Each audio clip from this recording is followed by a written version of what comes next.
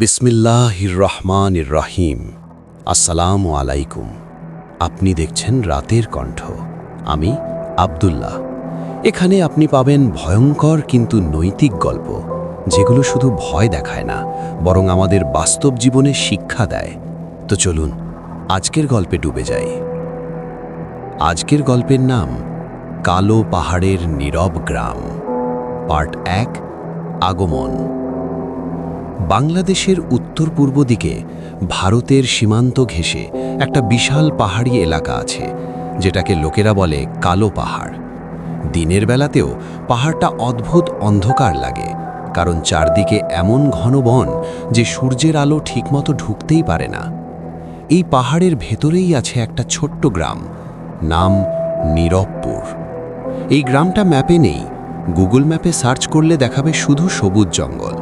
কিন্তু আশেপাশের লোকজন জানে গ্রামটা আছে, আর আছে এক ভয়ঙ্কর ইতিহাস। রাফির যাত্রা। রাফি ছিল একজন ব্লগার। সে পাহাড়, জঙ্গল, পরিত্যক্ত জায়গা ঘুরে ভিডিও বানায়। একদিন সে তার ইমেলে একটা অদ্ভুত মেল পেল।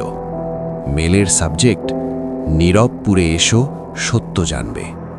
মেলে কোনো নাম নেই, শুধু একটা লোকেশন আর লেখা, মাগরিবের আগে ঢুকো, এশার আগে বেরিয়ে যেও। রাফি প্রথমে গুরুত্ব দেয়নি, কিন্তু লোকেশনটা গুগল ম্যাপে দিল। সত্যিই একটা অজানা পাহাড়ি এলাকা। কৌতূহল তার পেশার অংশ, তাই সে ক্যামেরা, পাওয়ার ব্যাংক আর একটা ছোট কোরআন শরীফ নিয়ে রওনা দিল। শেষ বাসস্টপ। নিকটবর্তী শহর থেকে একটা লোকাল বাসে করে সে পৌঁছল শেষ স্টপে, নাম চরঘাট। সেখান থেকে আর কোনো গাড়ি যায় না। একটা চায়ের দোকানে রাফি জিজ্ঞেস করল, ভাই, নীরবপুর গ্রাম কোথায়? চাওয়ালা লোকটা হঠাৎ থেমে গেল। তার মুখের হাসি উধাও হয়ে গেল। সে নিচু গলায় বলল, ওখানে কেউ যায় না ভাই, ওটা মরা গ্রাম। মানে? ওখানে গেলে কেউ ঠিকঠাক ফিরে আসে না। রাফি হেসে বলল, ভাই, আমি ব্লগার, গল্প শুনি অনেক। চাওয়ালা শুধু বলল, মাগরিবের পর থাকিস না, আল্লাহর নাম বেশি বেশি পড়িস। পাহাড়ের ভেতরে রাফি হাঁটা শুরু করল। চারদিকে শুধু গাছ, বাঁশঝাড়, পাখির অদ্ভুত ডাক। মোবাইল সিগন্যাল নেই, কম্পাস ঘুরছে, ক্যামেরায় অটোফোকাস কাজ করছে না। হঠাৎ সে দেখতে পেল দূরে কয়েকটা পুরনো কাঠের ঘর। নীরবপুর। গ্রামে ঢুকেই সে টের পেল একটা অস্বাভাবিক ব্যাপার। একটাও শব্দ নেই, না মানুষ, না কুকুর, না মুরগি, শুধু বাতাসে একটা গুমোট গন্ধ। প্রথম অদ্ভুত ঘটনা। একটা বাড়ির দরজায় লেখা ছিল, আমরা চলে যাইনি, আমরা আটকে আছি। রাফির গায়ে কাঁটা দিয়ে উঠল। সে ক্যামেরা অন করল। ঠিক তখনই পিছন থেকে একটা কণ্ঠ, খুব আস্তে, খুব ঠান্ডা স্বরে, তুমি কি আমাদের দেখতে এসেছো? রাফি ঘুরে দাঁড়ালো। একটা বৃদ্ধ লোক দাঁড়িয়ে, চোখ দুটো অস্বাভাবিকভাবে কালো, কিন্তু কোনো ছায়া নেই। রাফি জিজ্ঞেস করল, আপনারা সবাই কোথায়? বৃদ্ধ ধীরে বলল, মরে গেছে, কিন্তু যায়নি। ঠিক তখনই মসজিদের আজানের মতো একটা শব্দ ভেসে এলো, কিন্তু মসজিদ নেই, আজানদার নেই, শুধু পাহাড়ের ভেতর থেকে গলা। পার্ট 2, গ্রামবাসীদের রহস্য। আজানের মতো শব্দটা ধীরে ধীরে মিলিয়ে গেল। চারদিকে আবার সেই নিস্তব্ধতা। রাফির বুক ধুকধুক করছে। সে কোরআন শরীফটা ব্যাগ থেকে বের করে হাতের কাছে রাখল। ক্যামেরা এখনো অন। সে বৃদ্ধ লোকটাকে জিজ্ঞেস করল, এই গ্রামে আসলে কি হয়েছে? বৃদ্ধ হালকা হাসল, কিন্তু সেই হাসিতে কোনো উষ্ণতা নেই। সে বলল, এই গ্রাম একসময় খুব সুন্দর ছিল। মানুষ নামাজ পড়ত, বাচ্চারা খেলত, পাহাড়ে আলো থাকত। তাহলে এখন এমন কেন? বৃদ্ধ ধীরে ধীরে বলল, কারণ আমরা একটা ভুল করেছিলাম, বড় ভুল। নীরবপুরের ইতিহাস।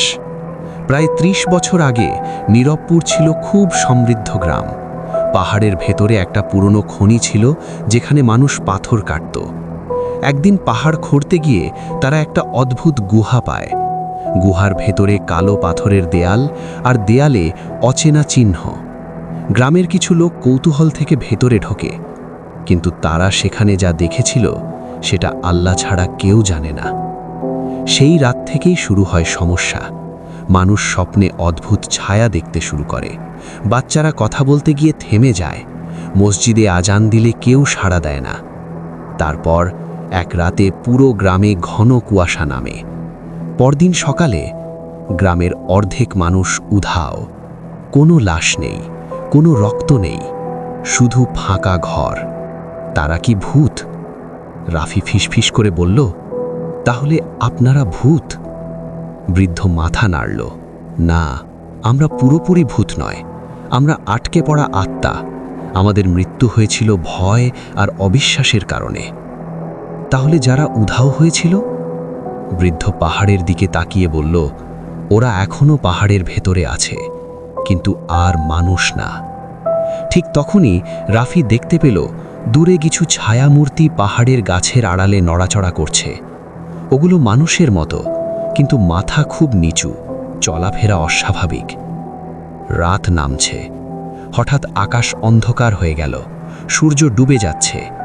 রাফির মনে পড়ল চাওয়ালার কথা, মাগরিবের পর থাকিস না। বৃদ্ধ লোকটা বলল, এখন তোমার যাওয়া উচিত।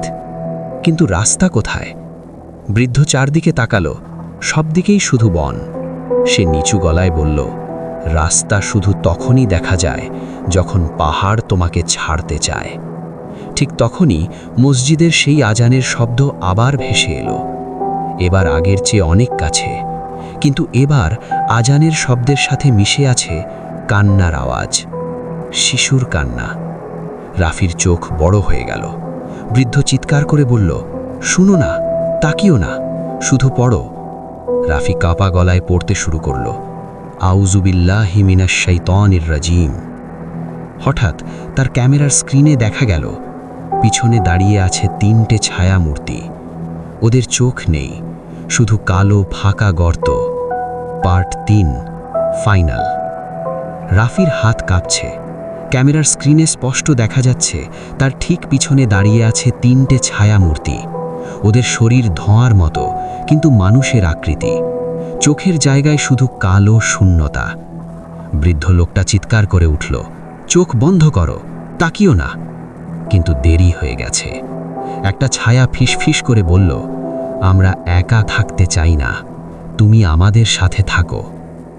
রাফির মাথা ঝিমঝিম করতে লাগল। চারপাশের গ্রামটা ঝাপসা হয়ে যাচ্ছে। সে বুঝতে পারছে ওরা তার মন ভাঙতে চেষ্টা করছে। গুহার সত্য। হঠাৎ বৃদ্ধ লোকটা রাফির হাত ধরে টান দিল। এক মুহূর্তে সব বদলে গেল। রাফি নিজেকে দেখল পাহাড়ের ভেতরের সেই গুহায়। চারদিকে কালো পাথর, দেয়ালে অচেনা চিহ্ন। বৃদ্ধ বলল, এখানেই সব শুরু হয়েছিল। 30 বছর আগে গ্রামের কিছু মানুষ এখানে ঢুকে পড়েছিল। তারা কৌতূহলবশত পাহাড়ের ভেতরের এক অদৃশ্য শক্তিকে জাগিয়ে তোলে। কিন্তু সেটা কোনো সাধারণ ভূত ছিল না। সেটা ছিল এমন কিছু যারা মানুষের ভয় আর হতাশা খেয়ে শক্তিশালী হয়। যখন মানুষ আল্লাহর ওপর ভরসা ছেড়ে দেয়, তখনই তারা আটকে যায়। গ্রামবাসীরা ভয়ে নামাজ ছেড়ে দেয়, দোয়া বন্ধ করে দেয়, আর তখনই তারা এই পাহাড়ে বন্দী হয়ে পড়ে। শেষ পরীক্ষা। ছায়ামূর্তিগুলো এখন গুহার চারপাশে ঘুরছে। তারা বলছে, তোমার কেউ নেই, তোমার ফিরে যাওয়ার রাস্তা নেই। রাফির বুকের ভেতর হাহাকার। মায়ের মুখ মনে পড়ে, বাবার কথা মনে পড়ে। সে চোখ বন্ধ করে কাঁদতে কাঁদতে বলল, হাসবি আল্লাহু লা ইলাহা ইল্লাহু। হঠাৎ গুহার ভেতর বাতাস বদলে গেল। কালো দেয়াল কাঁপতে লাগল। ছায়াগুলো চিৎকার শুরু করল। বৃদ্ধ লোকটা হাঁটু গেড়ে বসে পড়ল। আলহামদুলিল্লাহ, অনেক বছর পর কেউ সত্যিকারের ভরসা করল। নীরবপুরের মুক্তি। এক প্রচণ্ড আলো চারদিকে ছড়িয়ে পড়ল। রাফি চোখ খুলে দেখে সে দাঁড়িয়ে আছে পাহাড়ের বাইরে। সূর্য উঠছে, পাখির ডাক, মোবাইল সিগন্যাল ফিরে এসেছে। পিছনে তাকিয়ে দেখে নীরবপুর গ্রাম নেই, শুধু ঘন বন। ক্যামেরা অন ছিল পুরো সময়। শেষ ক্লিপে শুধু রাফির কাঁপা গলা। ভয় কখনো শক্তি না, আল্লাহর ওপর ভরসাই আসল রক্ষা। এই ছিল আজকের গল্প, রাতের কণ্ঠ থেকে। গল্পটা যদি ভালো লেগে থাকে তাহলে লাইক দিন, শেয়ার করুন, আর এমন আরও গল্প পেতে এখনই সাবস্ক্রাইব করুন রাতের কণ্ঠ। আমি আব্দুল্লাহ, আবার দেখা হবে নতুন কোনো রাতের গল্প নিয়ে। আল্লাহ হাফিজ।